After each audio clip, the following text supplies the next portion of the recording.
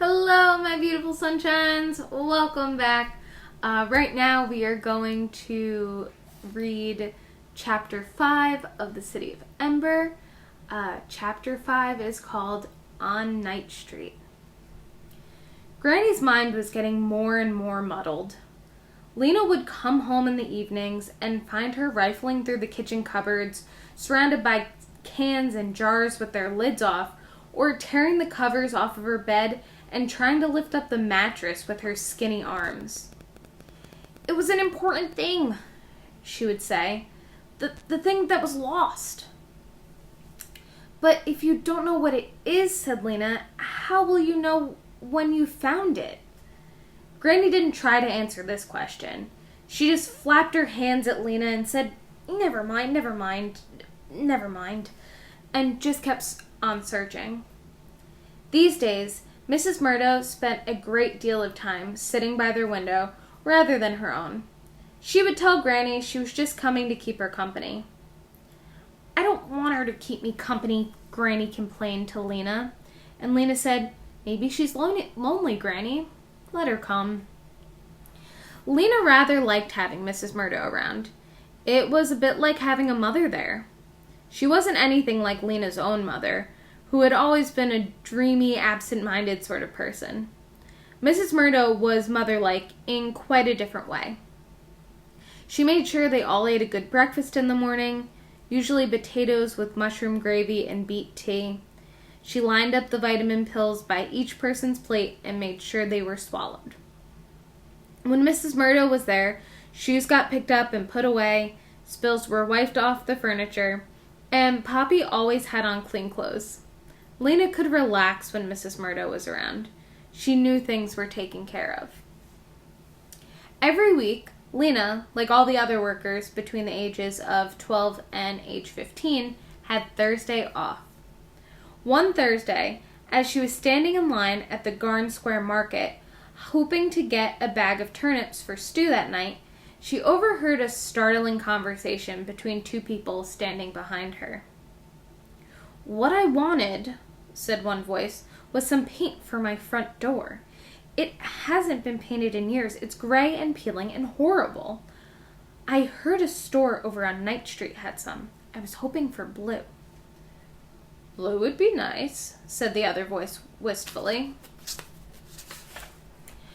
"But when I got there," the first voice continued, "the man said he had no paint, never had. Disagreeable man.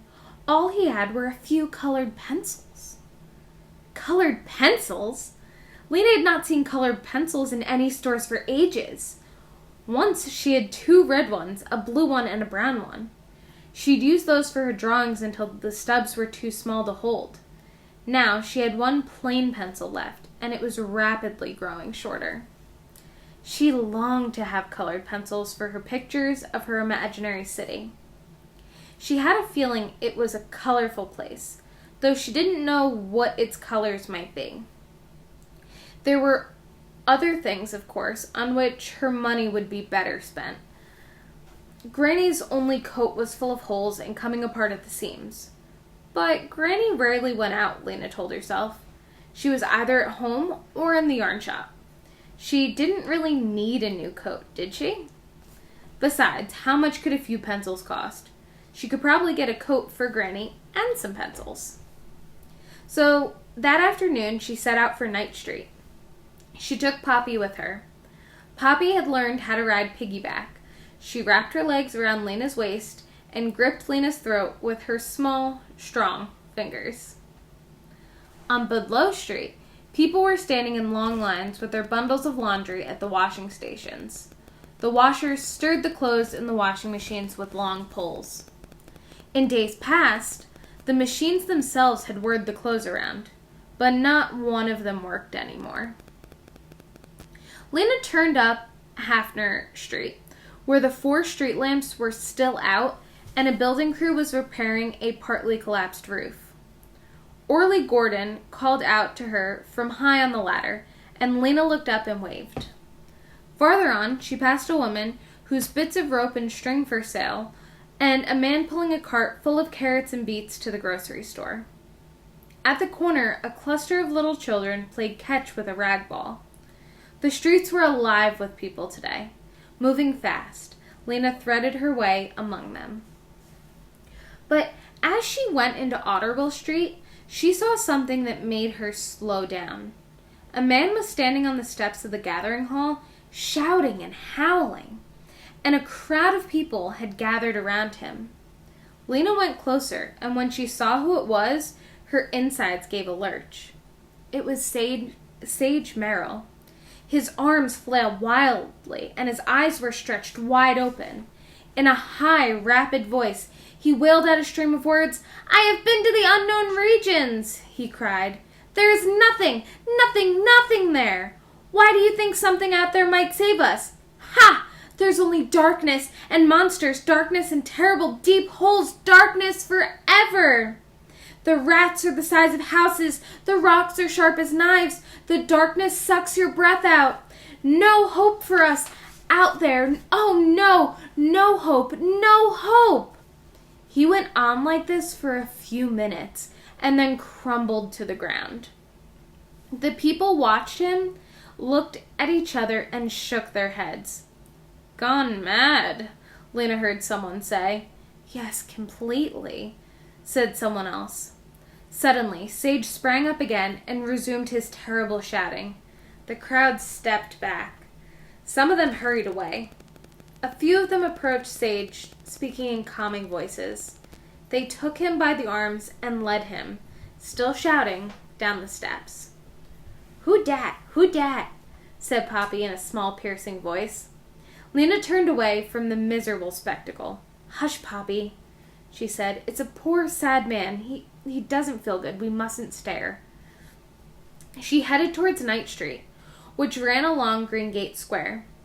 There was a stringy-haired man sat cross-legged on the ground, playing a flute made out of a drain pipe, and 5 or 6 believers circled him, clapping and singing. "Soon, soon, coming soon," they sang. What's coming soon? Lena wondered, but she didn't stop to ask. 2 blocks beyond, she came to a store that had no sign in its window. This must be the one, she thought. At first it looked closed. Its window was dark, but the door opened when she pushed on it, and a bell attached to its doorknob clanged. From the back room came a black-haired man with big teeth and a long neck. "Yes," he said. Lena recognized him. He was the one who'd given her the message from the mayor on the first day of work. His name was Hooper. No, Looper. That was it. "Do you have pencils for sale?" she asked. It seemed doubtful. The shop shelves were empty except for a few stacks of used paper. Poppy squirmed on Lena's back and whimpered a little. "Sometimes," said Looper. Poppy's whimper became a wail. "All right, you can get down," Lena said to her. She set her on the floor, where she tottered about unsteadily. "What I'd like to see," said Lena, "are your colored pencils, if you have any." "We have a few," said Looper. "They're somewhat expensive." He smiled, showing his pushy teeth. "Could I see them?" said Lena. He went into the back room and returned a moment later, carrying a small box, which he set down on the counter. He took the lid off. Lena bent forward to look. Inside the box were at least a dozen colored pencils. Red, green, blue, yellow, purple, orange. They had never even been sharpened. Their ends were flat. They had erasers. Lena's heart gave a few fast beats. "How much are they?" "Probably too much for you," said the man. "Probably not," said Lena. "I have a job." Good, the man said, smiling again. "No need to take offense." He picked up the yellow pencil and twirled it between his fingers. "Each pencil," he said, $5. $5? For 7 you could buy a coat. It would be an old, patched coat, but still warm. "That's too much," Lena said. He shrugged and began to put the lid back on the box. "But maybe..." Lena's thoughts raced. "Let me look at them again." Once more the man lifted the lid and Lena bent over the pencils. She picked one up. It was painted a deep clear blue, and on its flat top, was a blue dot of the lead. The pink eraser was held on by a shiny metal collar. So beautiful. I could buy just one, Lena thought. Then I could save a little money and buy a coat for Granny next month. Make up your mind, said the man. I have other customers who are interested if you're not. All right, I'll take one. No, wait. It was like hunger, what she felt. It was the same as when her hand sometimes seemed to reach out by itself to grab a piece of food. It was too strong to resist. I'll take two, she said, and a faint, dazzy feeling came over her at the thought of what she was doing. Which two? Said the man. There were even more colors in the box of pencils than in all of Ember. Ember's colors were all so much the same. Gray buildings, gray streets, black sky.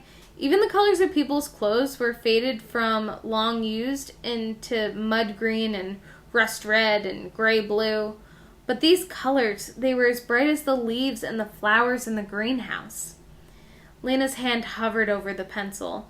The blue one, she said, and the yellow one. No, the man made an impatient noise in the back of his throat. The green one, said Lena. I'll take the blue and the green. She sifted them out of her pocket. She took the money from her pocket of her coat and handed it to the man. And she put the pencils in her pocket. They were hers now. She felt a fierce, defiant joy. She turned to go, and then, when she saw that the baby was no longer in the store, "Poppy!" she cried. She whirled around. "Did you see my little sister go out?" she asked the man. "Did you see which way she went?" He shrugged. "Didn't notice," he said. Lena darted into the street and looked in both directions. She saw lots of people, some children, but no Poppy. She stopped an old woman. "Have you seen a little girl, a baby, walking by herself?" "In a green jacket with a hood." The old woman just stared at her with dull eyes and shook her head. "Poppy!" Lena called. "Poppy!" Her voice rose to a shout. Such a little baby couldn't have gone far, she thought. Maybe down towards Greengate Square, where there were more people walking around. She began to run. And the lights flickered and flickered again and went out. Darkness slammed in front of her like a wall. She stumbled, caught herself, and stood still. She could see absolutely nothing. Shouts of alarm came from up and down the street, and then silence. Lena stretched her arms out. Was she facing the street or the building? Terror swept through her. I must just stand still, she thought. The lights will come on again in a few seconds. They always do. But she thought of Poppy alone in the darkness, and her legs went weak. I must find her. She took a step, and when she didn't bump into anything, she took another step. And the fingers of her right hand crumbled against something hard. The wall of a building, she thought. Keeping her hand against it, she turned left a little and took another step forward. Then suddenly her hand touched empty air. This would be Deadlock Street. Or had she passed Deadlock Street already? She couldn't keep the picture of the streets clear in her mind. The darkness seemed to fill not just the city around her, but the inside of her head as well. Heart pounding, she waited. "Come back, lights," she pleaded. "Please come back." She wanted to call out to Poppy, to tell her to stand still, not to be afraid. She would come for her soon. But the darkness pressed against her, and she couldn't summon her voice. She could hardly breathe.